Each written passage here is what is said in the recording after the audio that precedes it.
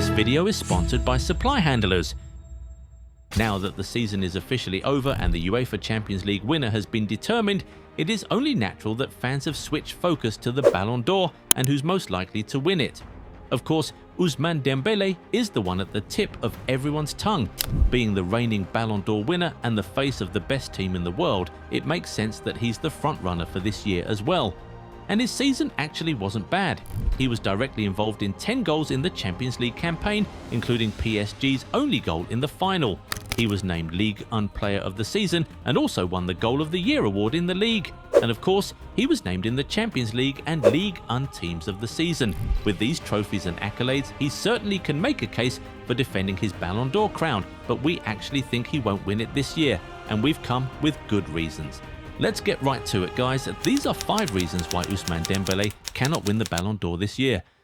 Hey fam, this is your chance to build the jersey collection you've been waiting for. The Goal 90 bundle deal is live. Buy 2 jerseys and get 10% off. Buy 3 and get 15% off. Buy 4 and get a massive 25% off. Club kits, country kits, retro classics, pick your favourites and save big. And yes, every order comes with free worldwide shipping. The deal runs only until the end of May. Goal 90 bundle deal. Buy more, save more. Shop now at Goal 90 Shop. First of all, even though he is the face of PSG, he just wasn't the team's best player this year. That was easily Khvicha Kvaratskhelia. The Georgian was easily PSG's most influential player on their way to completing the domestic double this season. No player in the Champions League this season provided more assists and was involved in more goals than him.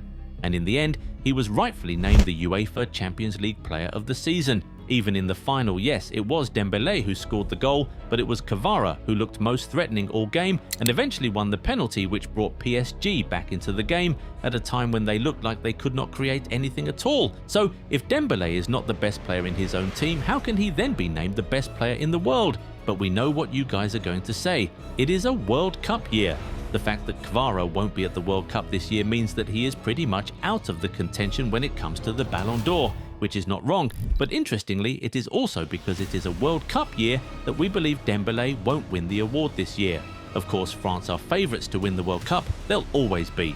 They have reached the finals of the last 2 editions and have one of the most stacked squads in the competition.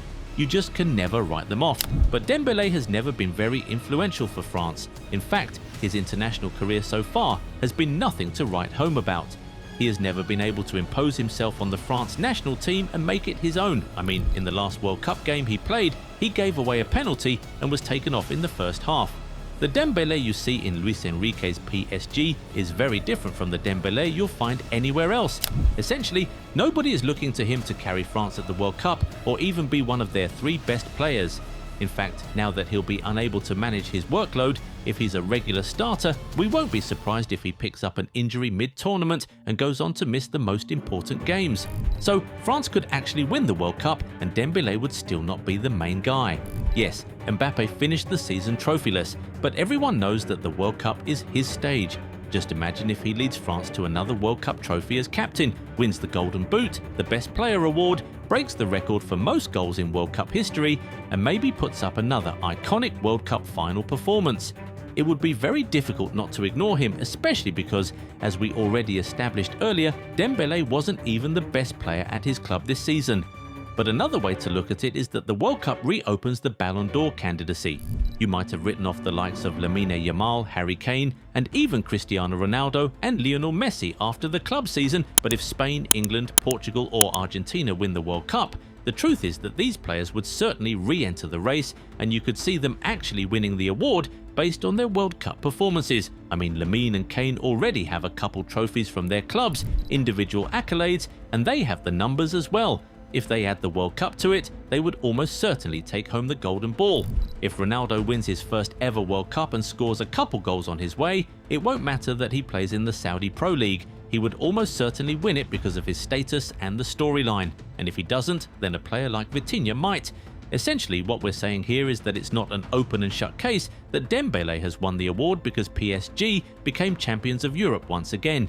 Another reason we think he can't win it this year is because of the pushback we saw after he was named Ligue Un Player of the Season.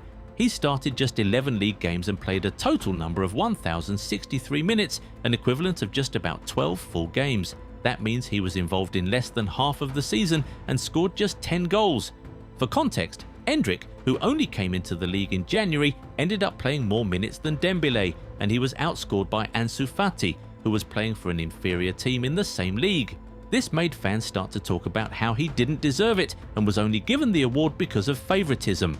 We believe that this pushback will have registered in the minds of the journalists who will be expected to vote for the Ballon d'Or. So even if they initially wanted to vote for Dembélé, they may think twice about it and go with someone else in order to avoid a pushback on a much bigger scale. And to be fair, it only makes sense that the best player in the world in the season under review played for most of the season. But having been involved in less than half of the season probably shows that your team could really do without you. Now, remember that reports said that the Ballon d'Or is bringing in a new criterion this year, which is big game performances. And when you look at that, Dembélé has simply not been the best player in the world. In the Champions League final with PSG still in search of a goal, he was taken off. And the same thing happened in the semi-final against Bayern Munich. Unless he's injured beyond repair, you simply don't take off the best player in the world when you still need a goal. Arsenal never do that with Declan Rice, Barcelona never do that with Lamine Yamal, Bayern Munich never do that with Harry Kane. That aside, in the league, Dembélé did not score a single goal against Lens, Lyon or Monaco. That's already 6 big league games where he failed to score. And we're not saying that he was completely absent in big games this season, but surely other guys like Michael Olise, Kvaratskhelia and Harry Kane were more decisive in big games than Dembélé this season. Finally, we think that when the time comes, votes will be split, which will reduce Dembélé's chances of winning the award. We already know that England-affiliated votes will go to Harry Kane, Spain-affiliated votes will go to Lamine Yamal, Barcelona votes will also go to Lamine, Real Madrid votes will go to Mbappé, Arsenal votes will go to Declan Rice, and on and on. But because Dembélé wasn't so outstanding this season, PSG votes will be split between him, Kvara, and maybe Vitinha. And the French-affiliated votes will also be split between him, Mbappé, and Olise. Once there's no united front on who everyone in one camp is voting for, it becomes more and more likely that you'll miss out altogether. We predicted that this would happen in 2024, and it did. Real Madrid-affiliated votes were split between Vinny and Jude Bellingham because they could not decide who was the club's outright best player. That split ended up paving the way for Rodri to win the award because all Man City and Spain-affiliated votes went to him. Meanwhile, Vinny and Bellingham had to settle for second and third, respectively. Now, imagine if all the Real Madrid-affiliated votes went to Vinny. Bellingham might have finished outside the top 5, but it would have massively improved Vinny's chances of winning. Something similar happened last year too. People argued that Rafinha should have finished in the top 3, but most of the Barcelona votes went to Lamine Yamal because they thought he gave them the best chance of bringing the award home, and that was probably why he finished second. If they had split the votes evenly, Lamine might have finished 4th or something. Anyway, these are the reasons we think that Dembélé won't win the Ballon d'Or again this year. But we now want to hear from you. Do you think we're right with our predictions, or do you think the Ballon d'Or is already his?